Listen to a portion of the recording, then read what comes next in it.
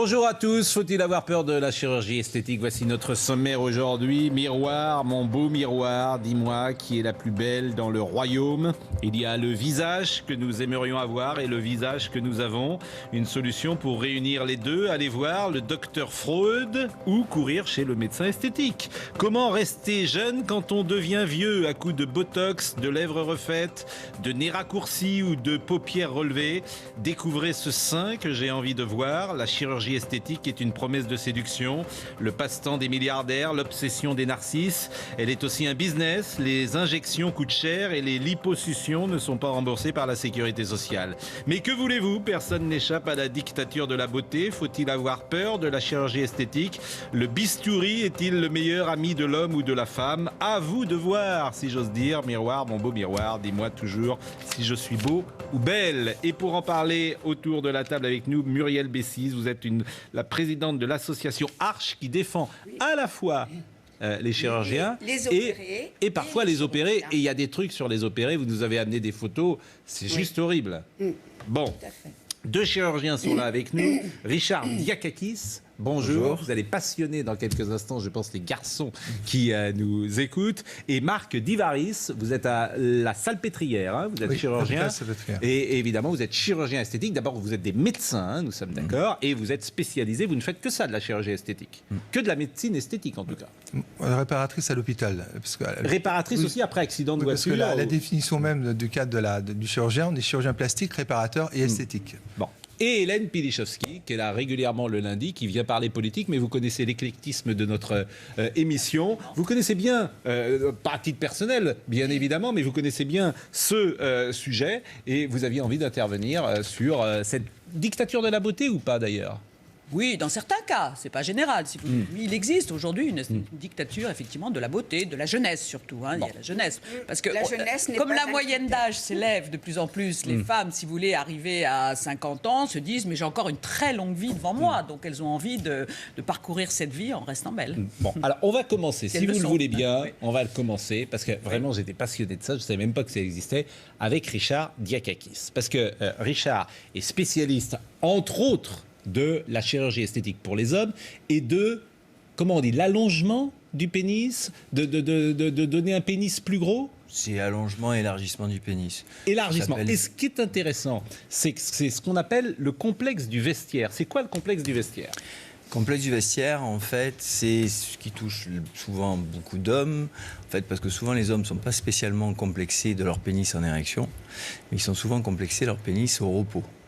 C'est-à-dire, c'est le syndrome du vestiaire, c'est ce que comme ça veut dire, c'est-à-dire en fait, c'est quand vous faites votre sport, c'est le regard de l'autre, c'est le regard de l'autre. C'est une plage de naturiste. Bon, donc voilà. vous n'allongez pas le pénis en érection, nous sommes d'accord, mais vous l'allongez au repos. On l'allonge au repos. C'est un peu curieux d'ailleurs, parfois on me demande. Et comment vous faites ?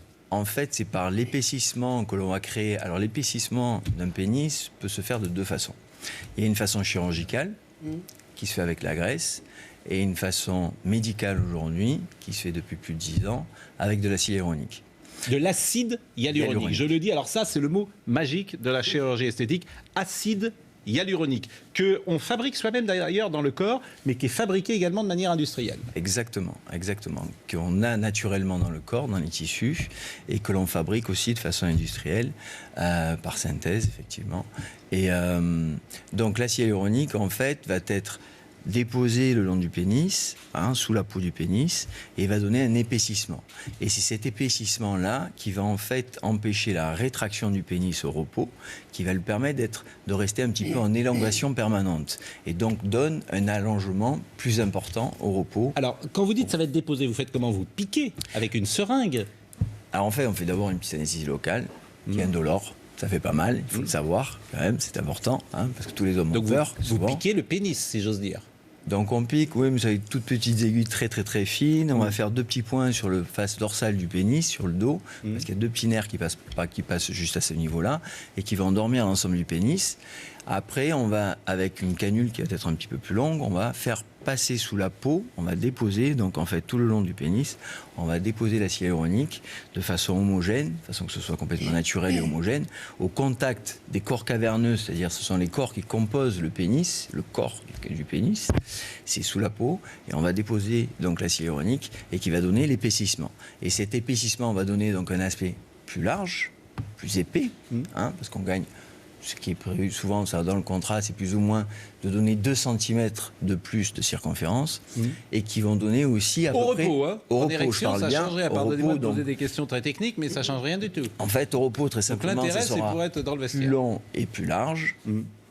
Et donc, on a un allongement de 2 cm aussi. Par contre, en érection, on n'aura qu'un épaississement, on n'aura pas d'allongement. D'accord. Combien de temps ça dure? Faut le refaire régulièrement? Avec l'acide hyaluronique, il faut le refaire. Il faut compter à peu près une diminution d'à peu près 20% à 30% du volume aux alentours d'1 an et demi. Donc tous les 18 mois, faut recommencer. Donc vous en faites, Il reste combien 70% par jour quand même. aujourd'hui, par exemple, ce genre de choses? C'est très variable. C'est très variable. Oui, mais il y a C'est une très forte demande. Alors, il y a une forte demande, une énorme demande. En fait, la demande est beaucoup plus importante que ce qu'on a, disons, Il y a plus la de technique demande n'est pas que très d'offres. connue. La technique D'accord. n'est pas très connue à ce jour, mais la demande est très Et importante. il y a un profil type, ce sont des gens plutôt jeunes, plutôt âgés. J'ai envie de dire, pardonnez-moi d'être aussi précis, mais il y a Oui, aussi non, une mais tout à fait, orientation tout à fait. sexuelle. Est-ce qu'il y a plus de gays, par exemple, que d'hétéros? Non, c'est vraiment tout le monde. C'est vraiment tout le monde. Ça touche vraiment tout le monde, toutes les couches sociales. C'est pas non homosexuel. Il n'y a pas de profil type. Non, Bon, ça va faut- être 20% à peu près, mais pas plus. D'accord. Et dernière chose, c'est cher? Ça revient à peu près entre. Ça dépend un petit peu de l'état initial. Donc ça, en fait, ça dépend de la quantité. Oui, mais c'est un petit peu ça. Ça dépend de la quantité de produits que l'on va mettre. Donc Plus si on ça a va être petit, un petit moins on en pénis, mettra. ça coûte Et voilà. plus cher. Non, Si- c'est l'inverse. Ah bon? Et c'est l'inverse, parce que plus c'est petit, plus la surface sera petite, donc au moins on mettra de quantité pour avoir un volume plus important. Ça revient en général entre 2500 et 3500 euros. 3500 € pour se faire 2500 rallonger le et pénis au 3500. repos? Mais ça Oui, dure mais- 4 mois. Ah, ça La dure- cellule il a dit 18 mois. La non. cellule hyaluronique, en principe, dure 4 mois. Non. Pour le visage. Non, pas du tout. Alors là, La on est au hyaluronique cœur, vous voyez, on est au beaucoup cœur de plus- la discussion. Parce que je le Tout à fait. rappelle, Muriel Bessis représente une association qui défend à la fois d'ailleurs parfois les chirurgiens, mais les opérés, ou en tout cas Les les, opérés, les patients. Vous dites 4 mois, vous dites 18 Oui, mois. parce que l'acide Vous vous rendez hyaluronique- compte la différence je pour... dis même au-delà, non, ça ne dure pas que 18 mois. 18 mois, 30% du volume disparaît. D'accord. Ah oui, mais pourquoi, donc bah, Muriel, il reste 70%. Mais non. Soyons bien clairs. Mais non. Hein. Il reste L'acide 70%. hyaluronique Mais pourquoi vous ne dites dure non? pas. C'est L'acide un hyaluronique- produit résorbable. Alors, C'est exactement le même acide que pour le visage, n'est-ce pas?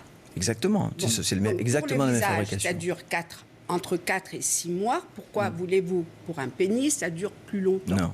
Alors, D'autant Alors, plus qu'un les pénis, chirurgiens ça- disent pas que ça dure 4 Non, ou 6 mois, du tout. l'injection. On va en tout. parler sur le visage avec non. Marc Divaris dans une seconde. Les gens disent que ça dure au moins 1 an. ça dure même plus. Il y a un effet. Il faut bien différencier la résorption d'un produit et l'effet qui reste. Quand on regarde et quand on revoit ces patients régulièrement, on s'aperçoit justement, et c'est là qu'on arrive à des problèmes, justement quand on va réinjecter, si on considère que l'acide hyaluronique va durer que 6 mois ou 1 an, on va réinjecter ces patients régulièrement, et c'est comme ça qu'on a des déformations et des aspects qui sont complètement inesthétiques. Alors- Et justement, c'est en considérant que l'acide hyaluronique, et si vraiment on fait vraiment attention aux effets, on s'aperçoit qu'en fait, l'acide hyaluronique dure beaucoup plus longtemps, et surtout qu'on n'a pas besoin de réinjecter aussi fréquemment que ça.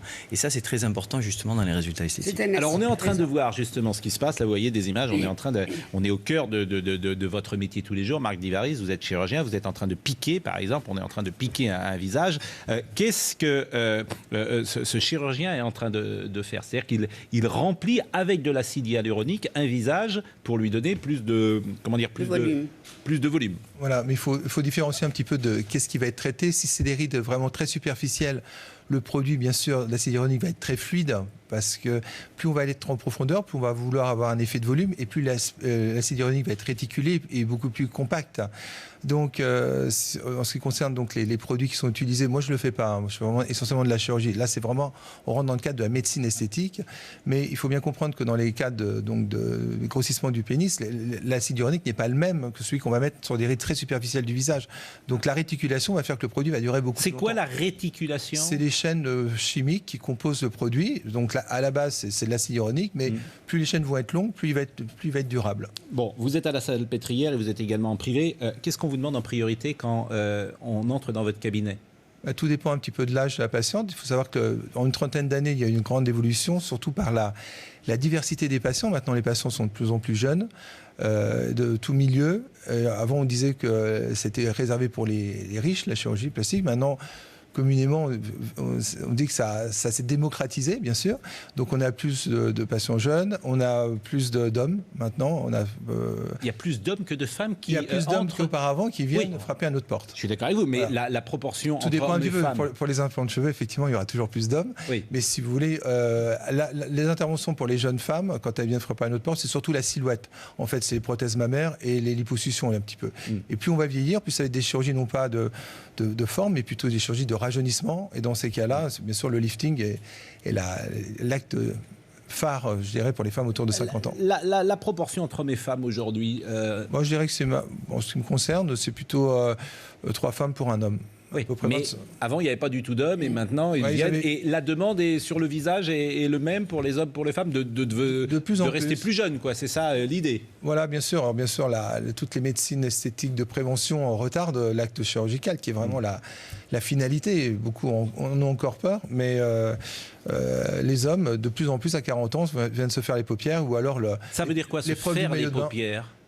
La blépharoplastie, maintenant, grâce à Internet, tout le monde connaît ces termes. Non, moi je ne connaissais pas. Vous répétez le terme des paupières. Blépharo, c'est du grec. Ça veut dire blépharoplastie. Tout est d'origine grecque. Bon, alors pourquoi il faut se faire refaire Par exemple, vous êtes refaites les paupières? Ah oui, d'ailleurs. Oui, vous les avez faites? Je les ai faites. Et moi, à votre avis, je les ai faites ou pas?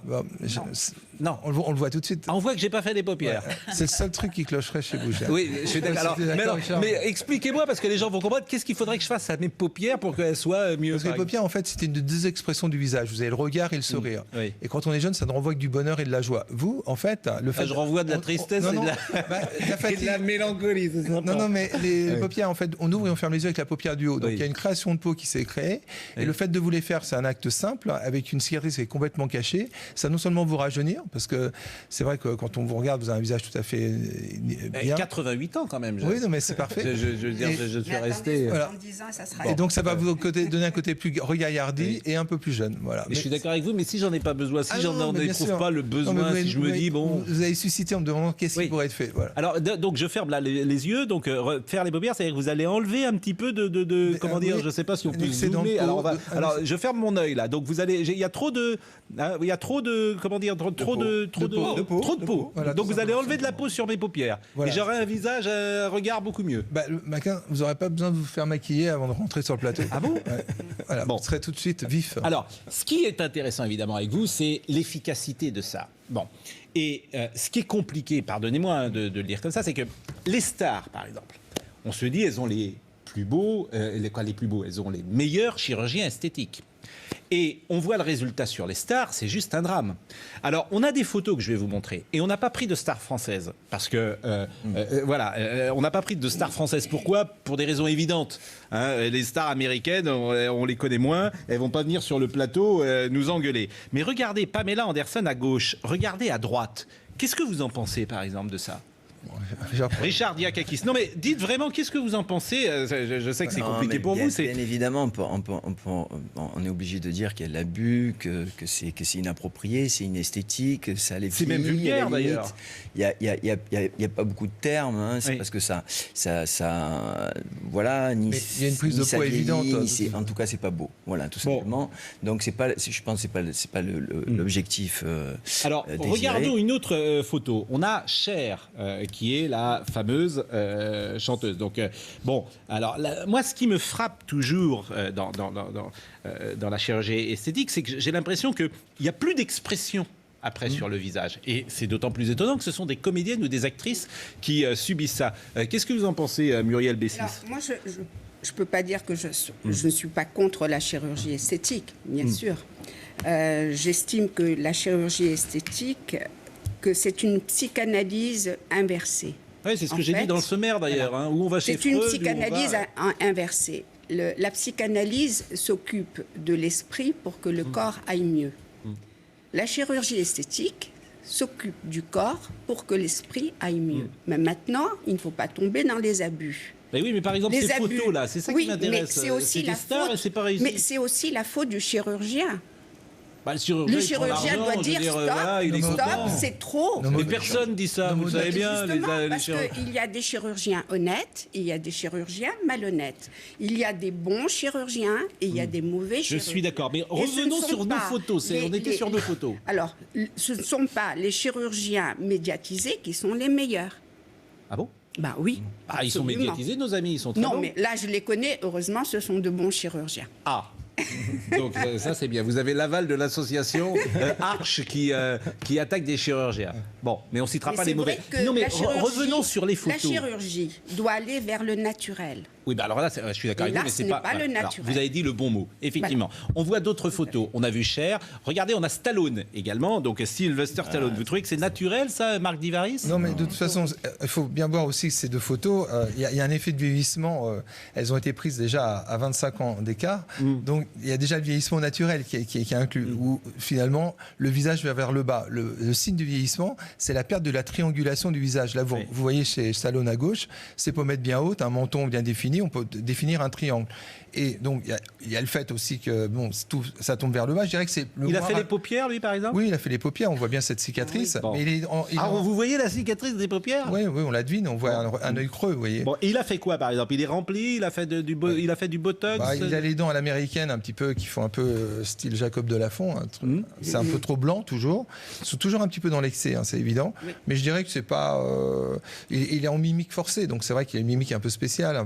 Et son visage est déformé, là. Il est complètement asymétrique. Ah bah, je suis d'accord avec vous. D'autres photos, je crois qu'on a plusieurs photos. Et puis aujourd'hui, c'était les Oscars. Donc, alors, Uma Thurman, qui était d'une beauté mais absolument extraordinaire. Alors ça, je trouve que c'est une des pires photos. On ne la reconnaît même pas, Richard Diakakis. Uma Thurman, qui avait tourné Pulp Fiction, qui est vraiment une des stars hollywoodiennes, qui était merveilleuse, etc. On ne reconnaît pas ces visages. Mais je crois que le problème essentiel, c'est que là, il y a des créations, il y a des nouveautés. C'est-à-dire, on crée quelque chose, là, le chirurgien va faire, c'est plus de la technique que vraiment la recherche d'un résultat esthétique. Un résultat esthétique doit être naturel, ne doit pas se voir, ça doit donner une fraîcheur, ça doit donner un rajeunissement simple. C'est pas un rajeunissement recherché, si je puis dire. C'est pas les choses doivent être simples et doivent donner juste un éclat. Donc personne ne doit voir qu'on a fait quelque chose. Pratiquement, normalement, même pas un chirurgien il devrait pouvoir juste le deviner par rapport à l'âge et au résultat qu'il obtient. Alors c'est vrai que là, ce sont un petit peu des photos aussi américaines où on a besoin d'être vu. L'Amérique c'est grand, il faut être vu, il faut voir qu'on a peut-être dépensé l'argent ou je sais pas. Voilà, il y a un côté commercial aussi qui est beaucoup plus important que chez nous. Qui est beaucoup plus développé aussi. Il y a une publicité qui est beaucoup plus développée aussi. Mais je suis d'accord avec vous, mais c'est simplement... Voilà. Alors là, vous parlez de naturel, c'est pas du tout naturel. Mais je vous coupe une seconde parce qu'on va marquer une virgule. On est dans la chirurgie esthétique. Faut se faire refaire les paupières, peut-être le nez. Vous allez nous parler évidemment de toutes ces opérations. Et Hélène, vous allez nous dire ce que vous pensez de tout cela. À tout de suite.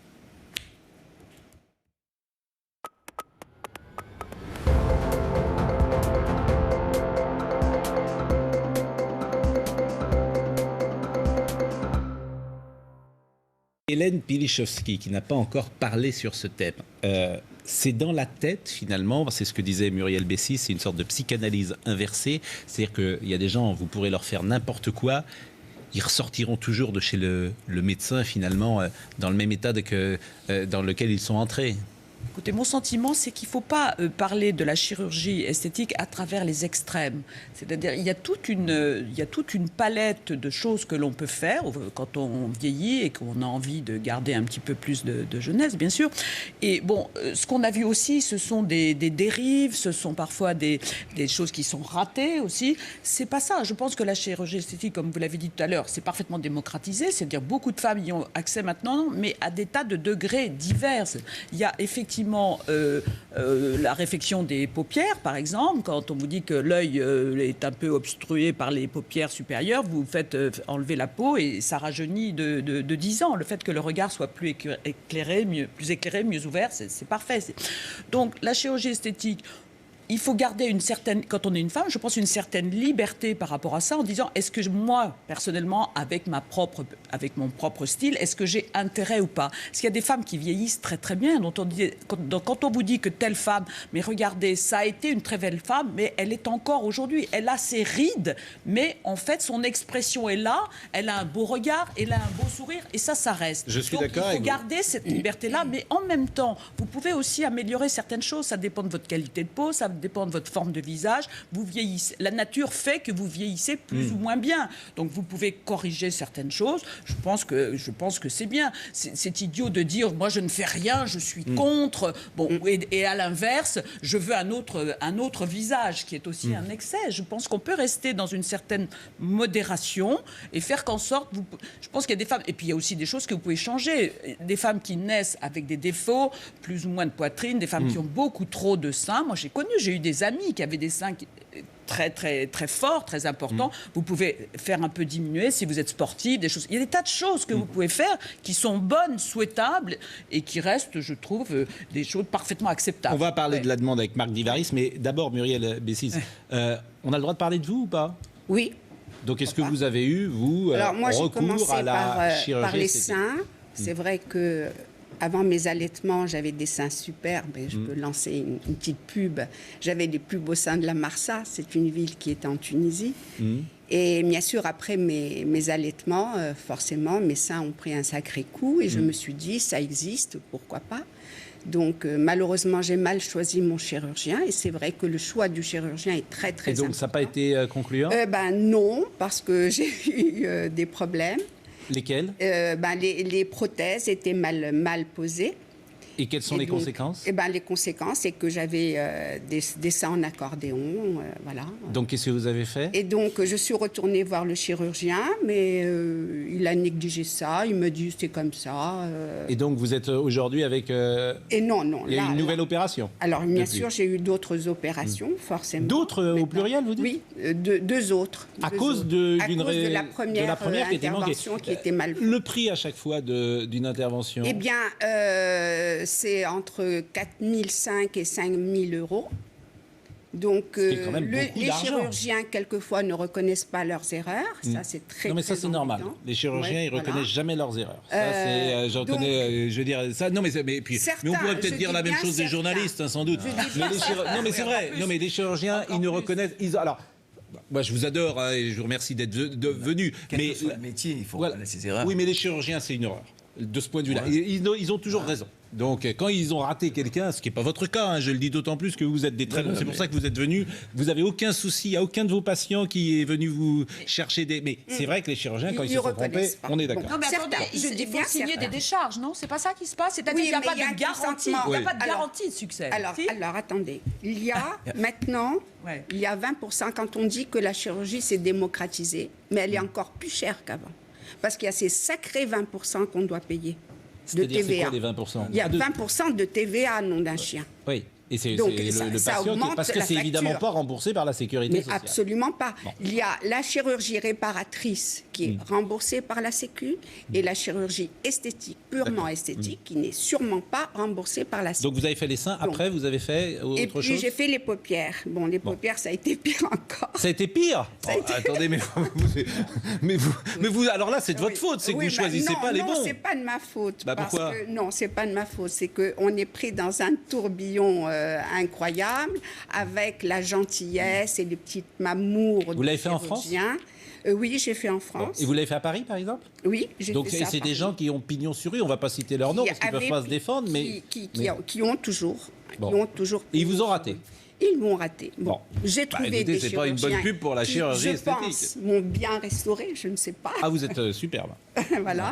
Et donc, je dis que la chirurgie, c'est extraordinaire, mais avec prudence.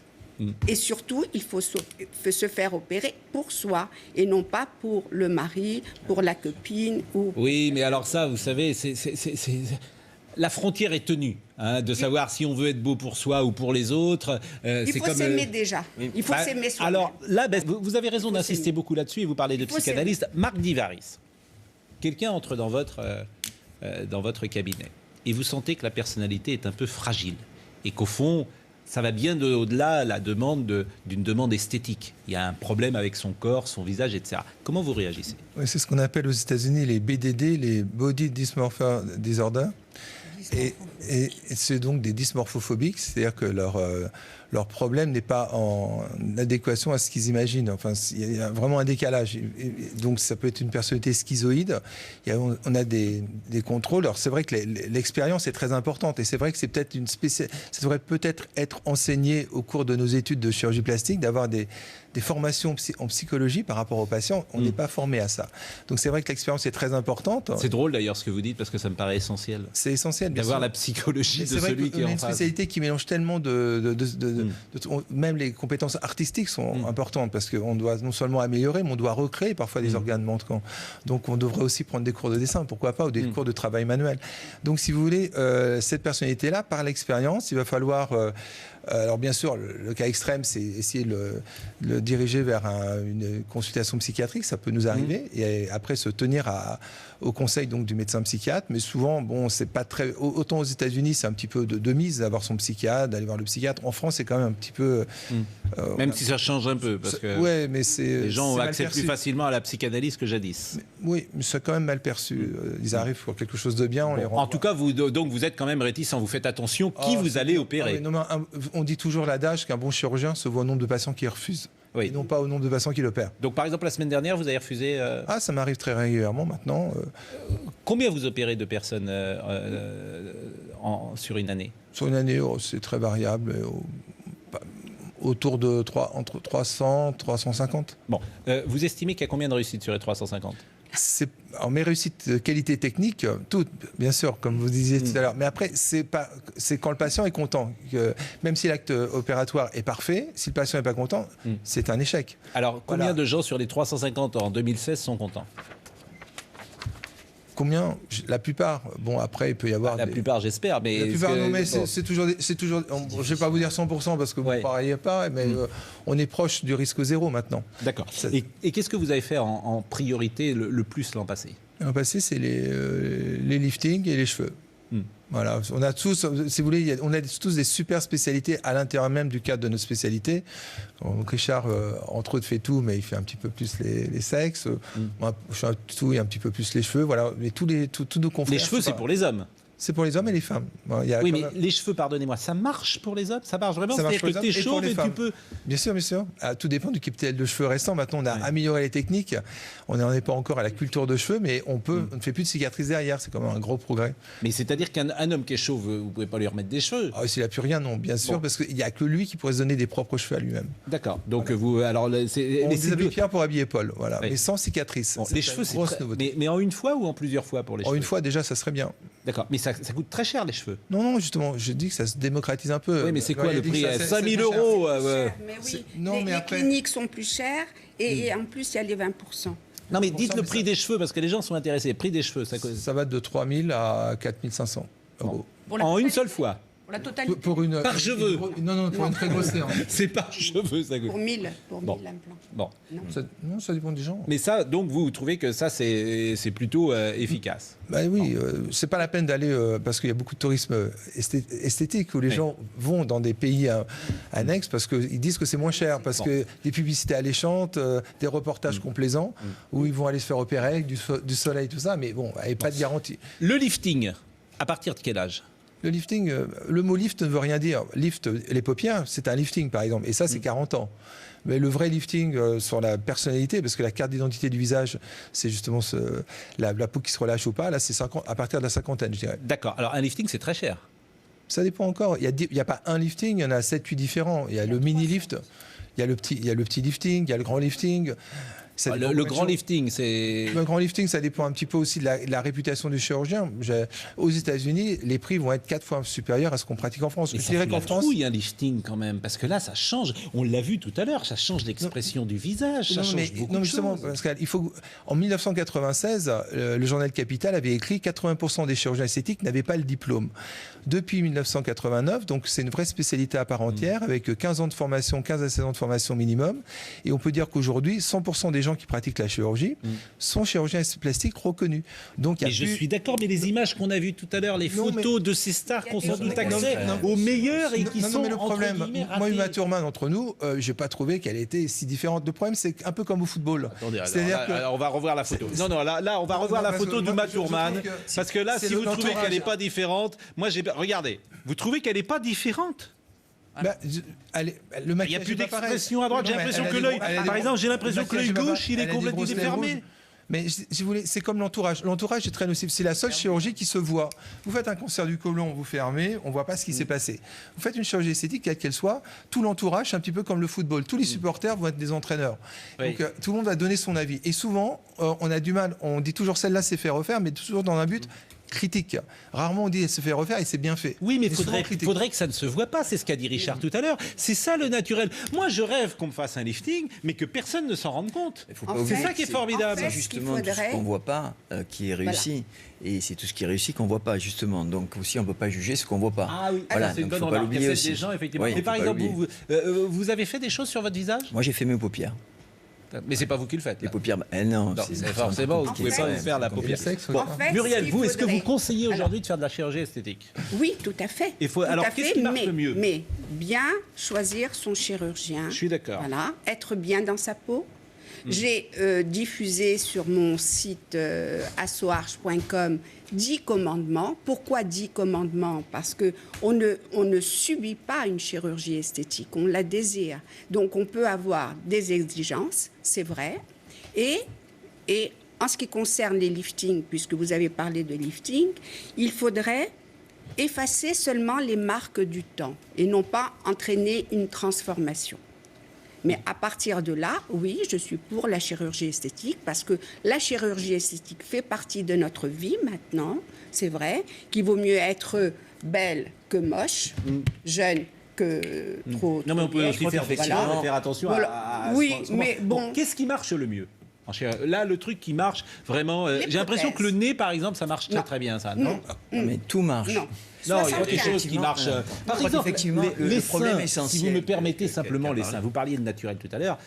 Une femme qui allait faire, je veux dire, l'effet d'un sein refait n'est pas la même chose qu'un sein naturel. Il suffit de toucher mes seins alors. Je ne vais pas me risquer à ce genre de choses, peut-être pour la première de ces news. Je ne voudrais pas que ce soit la dernière de notre émission. Ce qui est très important, effectivement, c'est la consultation. Comme elle est signalée, c'est le plus important. C'est-à-dire, dans une consultation, la consultation doit avoir un certain temps. Ça ne doit pas se faire en 10 minutes. Ça se fait au minimum une demi-heure. On doit prendre le temps d'écouter les personnes, de les comprendre.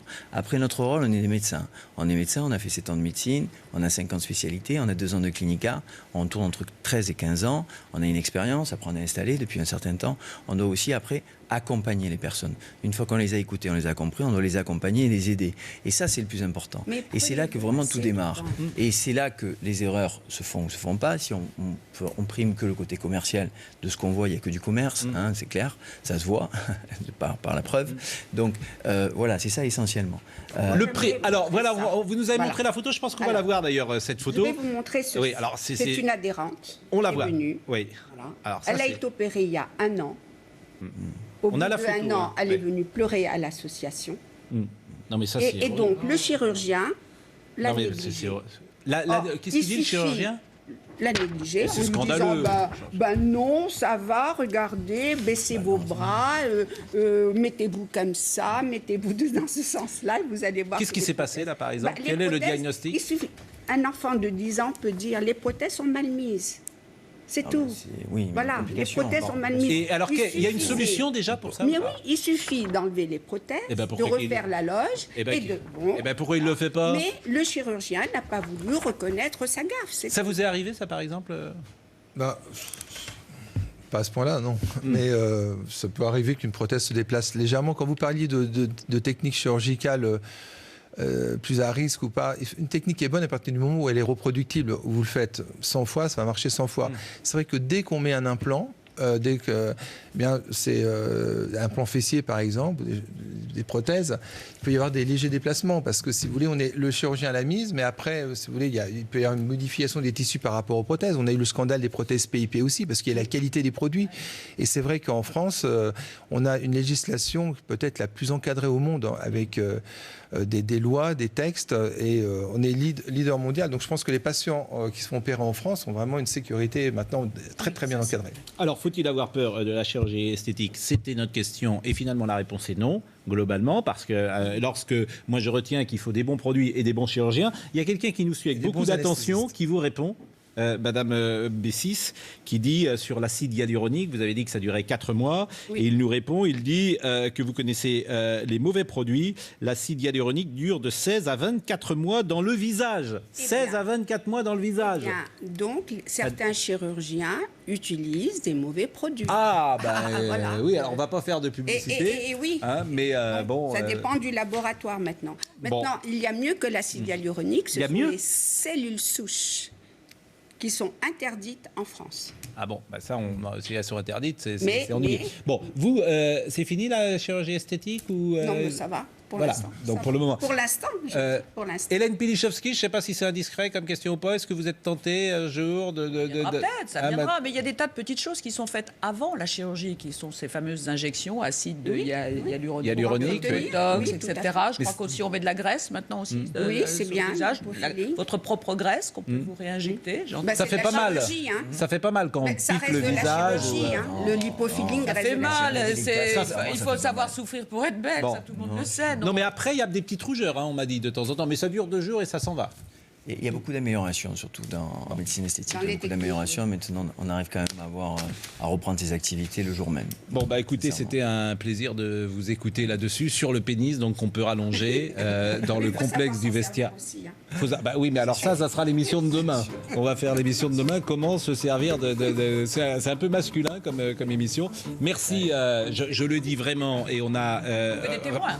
Oui, on a vraiment réfléchi avant de monter ce plateau. Je le dis, Marc Divaris et Richard Diakekis, vous êtes tous les deux des chirurgiens de très grand renom, de très grande qualité. Je ne fais pas votre publicité, mais il était hors de question de faire venir sur ce plateau des gens qui ont eu des soucis, ce qui n'est pas votre cas. Vous êtes à la Salpêtrière, vous êtes en privé également. Le prix, c'est vous qui le fixez, c'est ma dernière question. Quand vous dites 5 000, vous pourriez dire 10 000, 15 000. Là, vous faites ce que vous voulez. On est en honoraire libre. Il y a une moyenne quand même, mais on pourrait fixer le prix comme on veut. Mais exactement. Il y a un petit barème quand même. Bon, c'était un plaisir, c'était évidemment un aperçu de la chirurgie esthétique. Faut-il en avoir peur? Non, c'est à consommer avec modération, mais il faut faire quand même attention. Merci Hélène Pilichowski d'être venue ce matin. Merci Muriel B6, merci messieurs. L'info se poursuit sur CNews.